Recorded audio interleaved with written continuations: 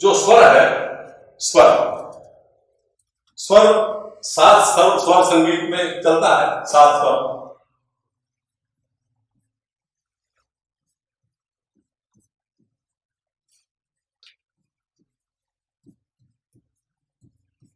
ऐसे स्वर हैं संगीत के, 7 स्वर। इसी को सप्तस्वर, सप्तस्वरा, सप्तरसातरानि, ग्रहालोका स्वरा, ऐसा हम इसको कहते हैं। 7 स्वर है, मूलभूत 7 स्वर। अब ये 7 स्वर, शा को सा जो है ये किसी बड़े अक्षर का स्वर है, षड्ज। रे ऋषभ कहते हैं, गा को गांधार कहते हैं, मा को मध्यम कहते हैं, पा को पंचम कहते हैं, धा को दैवत कहते हैं, ना को नी को निषाद कहते हैं। ऐसे इसके बड़े नाम है। री और रे दोनों प्रचलित है। हम अखिल भारतीय संगठन में री इसका प्रयोग किया। री सा रे गा मा पा धा नी। सा से तेज रे होगा, रे से तेज गा होगा, गा से तेज मा होगा, मा से तेज पा होगा, पा से तेज धा होगा, धा से तेज नी होगा। सा रे गा मा पा धा नी। जैसे ये लिखा है उसी तरह नी नी होने के बाद फिर से यही शुरू हो जाएगा। सा रे गा मा पा धा नी, फिर से सा शुरू हो जाएगा। लेकिन ये सा नी के बाद उसकी ऊंचाई, जैसे स्वर की ऊंचाई बदल रही, देखिए हमने ऊंचाई के हिसाब से लिखा है। तो नी के बाद जो सा आएगा वो थोड़ा मैं ऊपर ले देता हूं, सा, फिर से रे भी आएगा, गा भी आ सकता है, मां भी आ सकता है, ऊपर के स्वर भी आ सकते हैं। जैसे यहां पर ये उल्टा क्रम है, सा के पहले नी के पहले धा के पहले पा, वैसे नीचे भी आ सकता है, नी, धा और पा।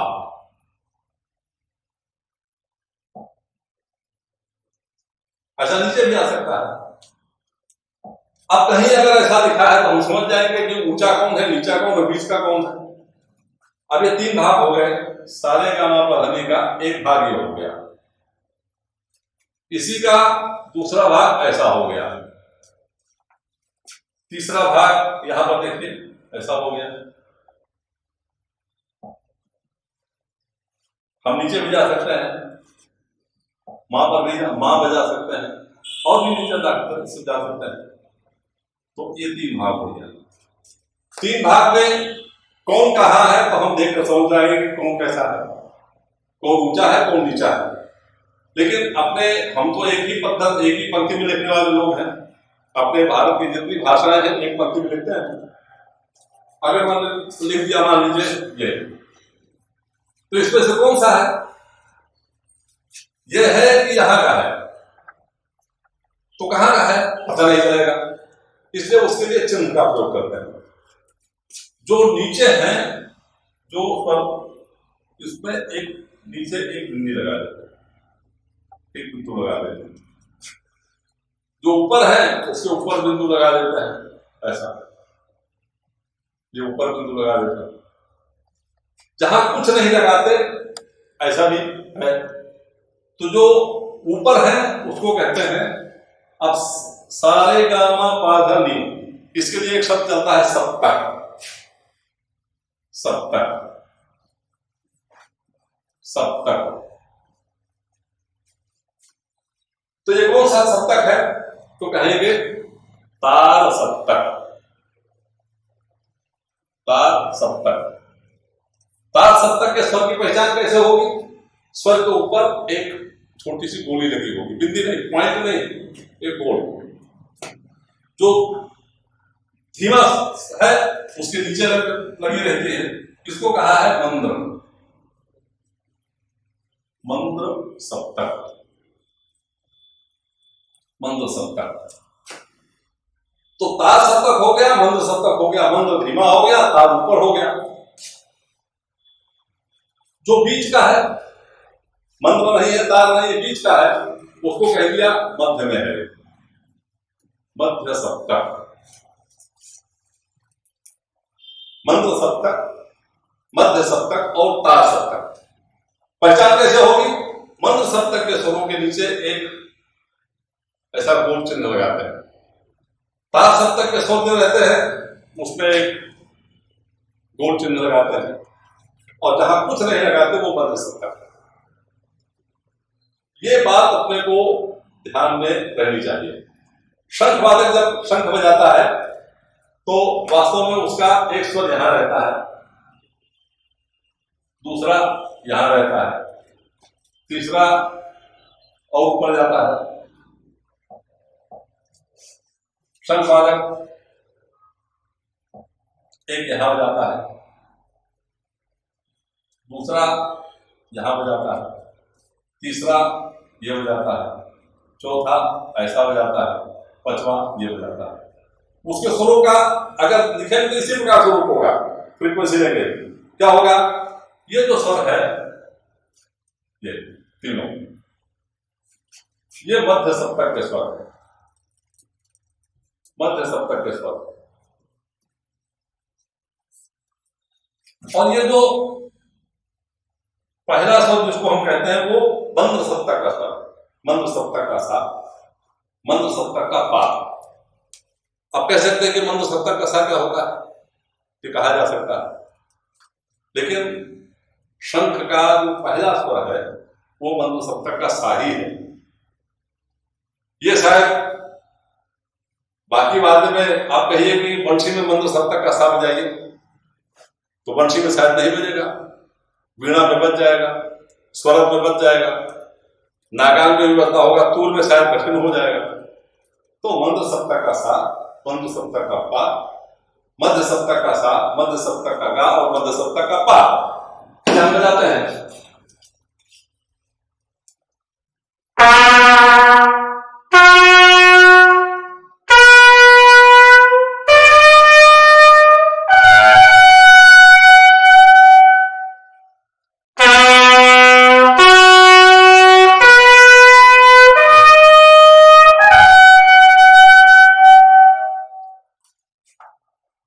अपने व्यवहार में यही स्वर आवश्यक है। अब इतना समझ लें, इसके ऊपर भी स्वर बसता है, नी बसता है और भी ऊपर स्वर बस सकता है। अच्छे शंखवादक को ऊपर के भी स्वर बजाना चाहिए, क्योंकि अगर पा स्वर पर पकड़ रखना है तो इस स्वर पर ये स्वर आएगा तभी पा स्वर बज पाएगा। एक आगे स्वर एक पीछे स्वर, आगे पीछे का स्वर बजाएंगे तो फिर स्वर पर पकड़ रखती है। तो ऐसे शंखवादकों के लिए मूलभूत बातें हैं, लेकिन बाकी बातें सिद्धांत में वही अपने को ध्यान में रखनी पड़ेगी। स्वर जब हम लिखते हैं तो ही सा, रे, गा, मा, पा, धा, नी, ऐसा ऐसा लिखा है। अब देखिए कभी कभी क्या होता है कि हम सा से ऊपर गए लेकिन रे तक हम पहुंच नहीं पाए। एक उंगली उठा दिया तो रे बच जाएगी, लेकिन रे हम पहुंचे नहीं, हम बीच में रह गए, यहीं पर रह गए। तो सा से चल दिए, रे तक आए नहीं, आ नहीं पाए, बीच में ही बच गया, तो इस स्वर को कहेंगे विकृत स्वर। विकृत स्वर, विकृत, ये विकृत स्वर। कभी कभी ऐसा भी हो सकता है रे से रे को, रे का जो स्थान था हमने छोड़ दिया लेकिन गा तक पहुंच नहीं पाए, तो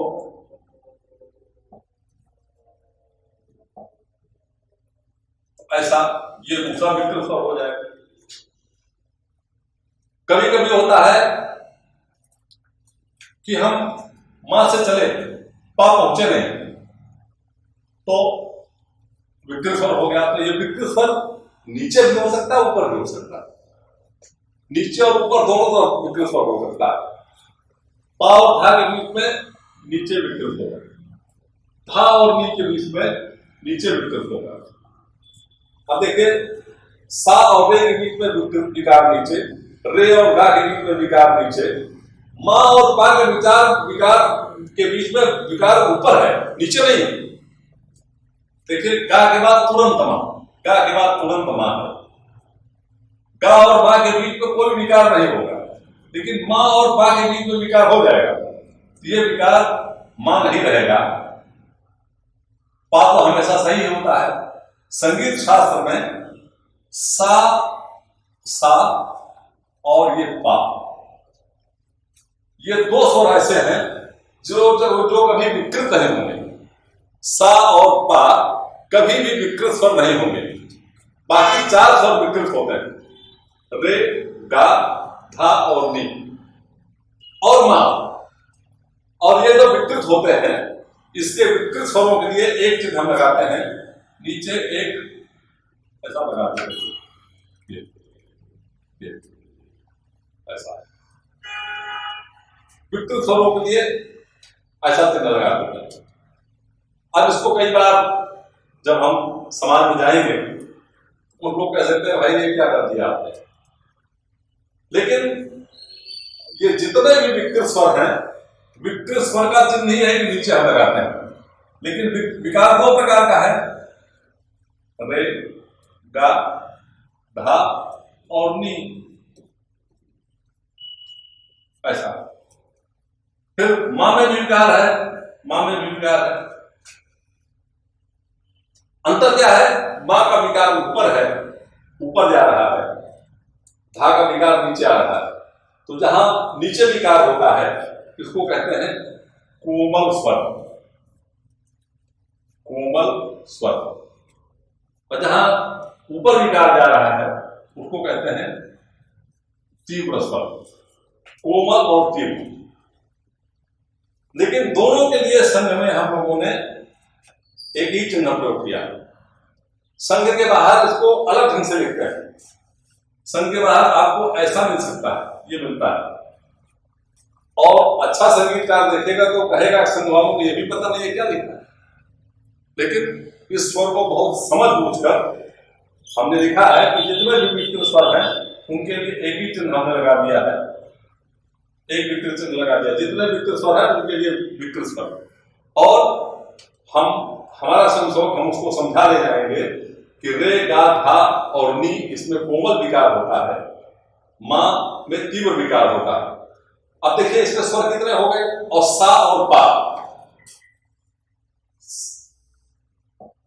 सा और पा, ये दोनों इसमें विकार होता ही नहीं। इसलिए संगीत शास्त्र में इसको कहते हैं अचल स्वर है, अचल, जो चलते नहीं, अलग अलग होता ही नहीं। सा का विकार कभी नहीं होगा, पा का विकार कभी नहीं होगा। तो सा और पा अचल स्वर हो गए, 5 विकृत स्वर हो गए और 5 शुद्ध स्वर हो गए। कितने स्वर हुए? अब ऊपर देखिए, सा कोमल में, रे कोमल गा, शुद्ध गा, मां शुद्ध मां। यहां कौन सा मां है? तीव्र मां, तीव्र मां। पा विकृत होता ही नहीं, कोमल धा, शुद्ध धा, कोमल नी, शुद्ध नी। तो कुल कितने स्वर हो गए? 1, 2, 3, 4, 5, 6, 7, 8, 9, 10, 11, 12, ऐसे 12 स्वर हो गए।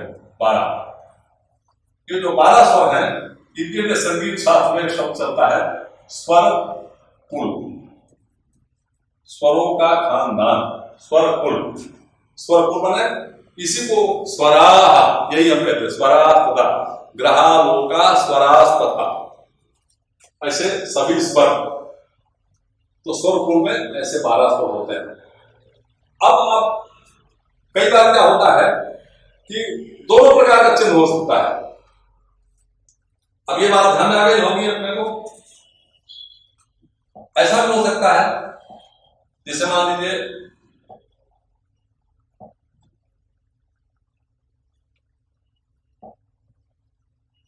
ये कौन सा स्वर है?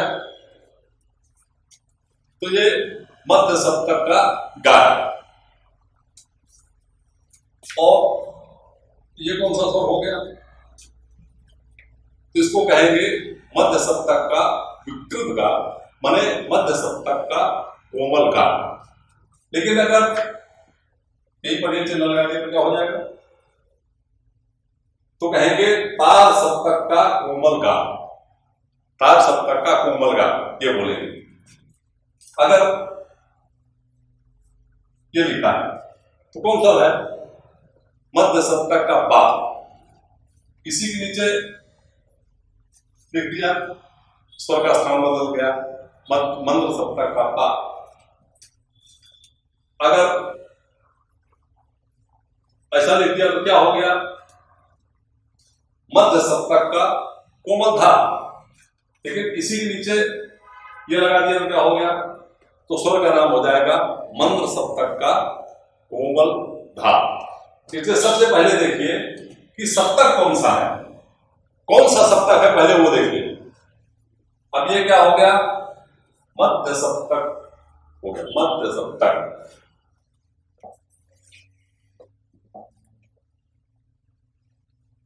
ये मध्य सप्तक, पहले सप्तक देखिए कौन सा सप्तक है। अभी क्या हो गया? तो कहेंगे तार सप्तक। मध्य सप्तक हो गया, यहां तार सप्तक हो गया। अब अगर यहीं पर एक चिन्ह और लगा दिया हमने तो स्वर का नाम क्या हो गया? तार सप्तक का कोमल रे। यहां क्या था? मध्य सप्तक का रे, ये हो गया तार सप्तक का कोमल रे। तो पहले हमने शब्द प्रयोग क्या किया? सप्तक कौन सा? यहां पर प्रयोग किया स्वर मध्य सप्तक का है या तार सप्तक का है?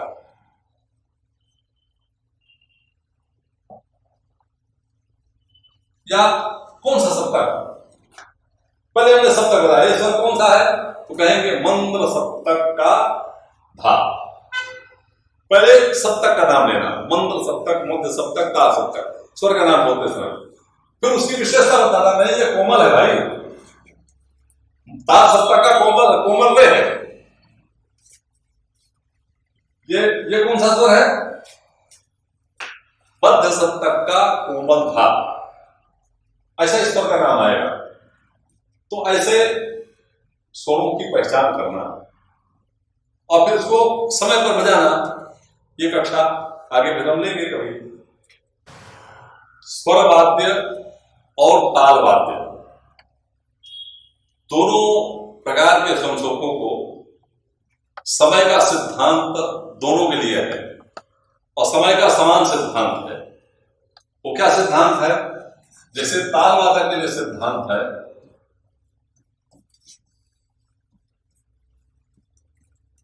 ये सिद्धांत है 1 मिनट में 120 कंकार, क्योंकि हमको प्राचल के बाद 1 2 1 2 संपूर्ण देश में किसी भाषा का संशोधक हो, लेकिन 1 2 1 2 ये शब्द उसको पता है।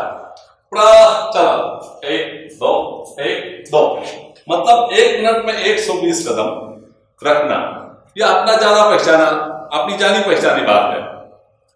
उसी सिद्धांत को हम आगे अपनी लिपि में उसी सिद्धांत का हम पालन करेंगे। संगीत शास्त्र इसको एक मात्रा कहता है, एक मात्रा, ये दूसरी मात्रा है, तीसरी मात्रा है, चौथी मात्रा है। 1 मिनट में ऐसा बजाएंगे तो 1 मिनट में 120 मात्रा बजानी पड़ेगी। कल्पना करिए कि यहां पर हम सा बजा रहे हैं, सा लिखा है, ऐसा लिखा है, तो दोनों में कुछ अंतर नहीं है। एक अंतर है, जब ताल वादक बजाएगा, आनक वादक बजाएगा तो टंकार बजाने के बाद उसकी आवाज वही खत्म हो जाएगी, लेकिन स्वर वादक अपने सांस से उसको खींच सकता है, बढ़ा सकता है। तो ये बजाएगा ता ता ता ता, आनक की आवाज इसी प्रकार आएगी, लेकिन स्वर वादक क्या बजा सकता है? सा सा सा सा सा सा सा सा, ऐसा बजा सकता है।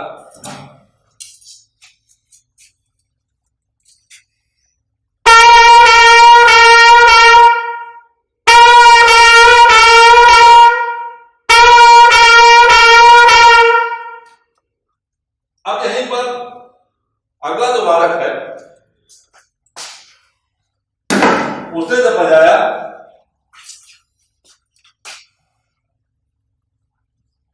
तो एक कदम पर ऐसे सा को 2 बार बजा दिया। कैसा? ये जो कोष्ठक का चिन्ह है, ये कोष्ठक मतलब एक मात्रा, उस मात्रा को अपने समझ के लिए हम कदम समझ लें। मात्रा कदम होती है, यह शब्द गलत है, सही शब्द नहीं है, लेकिन हम व्यवहार में यही प्रयोग कर रहे हैं कि एक कदम मतलब जिसको संगीत शास्त्र मात्रा कहती है, हम उसको भी अपने पैरामीटर पर, अपने मापदंड पर हम उसको एक कदम कह रहे हैं। सा सा सा सा, दूसरे ने क्या बजाया? सा सा सा सा। जिह्वा के आघात से उसने एक ही उसी समय को 2 बार सा बजा दिया। ये पहला वादक और दूसरा वादक, इसके बजाने का समय एक ही होगा। पहले वादक ने उसी समय में 1 बार सा बजाया, बाकी समय को खींच दिया। दूसरे वादक ने क्या किया? उसी पे 2 भाग कर दिए। एक तीसरा वादक भी हो सकता है, ऐसा भी कर सकता है, ये 4 कर दे इसमें, ये ऐसा भी कर सकता है, ये भी कर सकता है। तो पहली बार जब सा सुनाई देगा 1 मिनट में, तो ये 120 बार सुनाई देगा। पहली बार 1 मिनट में 120 बार सुनाई देगा। एक मिनट में 120 बार सुनाई देगा। दूसरी बार तो सुनेगा व्यक्ति तो 1 मिनट में 240 बार सुनेगा। तीसरी बार सुनेगा तो 1 मिनट में अगर गिनती करेगा तो 480 बार सुनेगा। जो सा बजाया 1 मिनट में 120 बार, उसी समय उसको 4 बार बजाना है। जिह्वा के आघात से उस समय का वो समायोजन करेगा, समय वही लगेगा। इसलिए ये 4 मात्रा इसको नहीं कहेंगे, इसको एक मात्रा ये है, ये भी एक मात्रा है और ये भी एक मात्रा है। एक ही कदम ये है, एक ही कदम ये है, एक ही कदम ये है। लेकिन बजाने में यहां पर 120 बजा रहे थे, यहां पर उसको थोड़ा सा ज्यादा कर दिया, यहां पर उसको और अधिक कर दिया। अब ये 3 गति अपने को, कोई भी वादक हो, वंशी वादक, स्मरक वादक, नागान वादक, मानक वादक, कोई भी पाव वादक, सबको इस गति को अभ्यास करना चाहिए।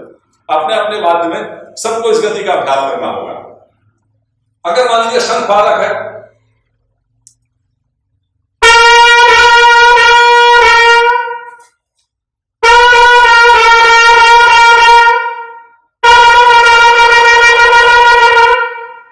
जिह्वा के आघात से उसको हमने बदल दिया। ये 3 गति को बहुत अच्छी तरह से अपने को समझाना चाहिए और समझाना चाहिए।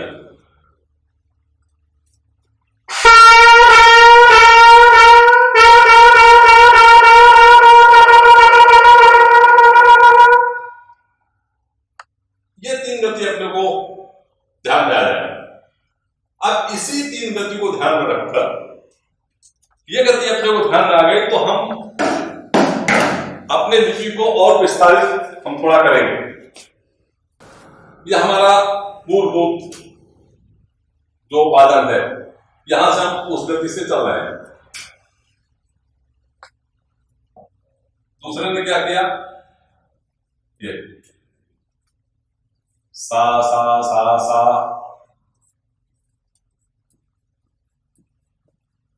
अब इसको 3 बार लिख दीजिए, 4 बार लिख दीजिए, 3 बार कर दीजिए। सा सा सा सा सा सा सा सा,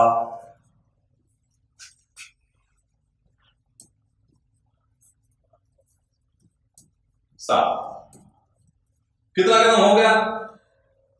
पहला कदम, दूसरा, तीसरा, चौथा, 5वां, 6वां, 7वां, 8वां काली।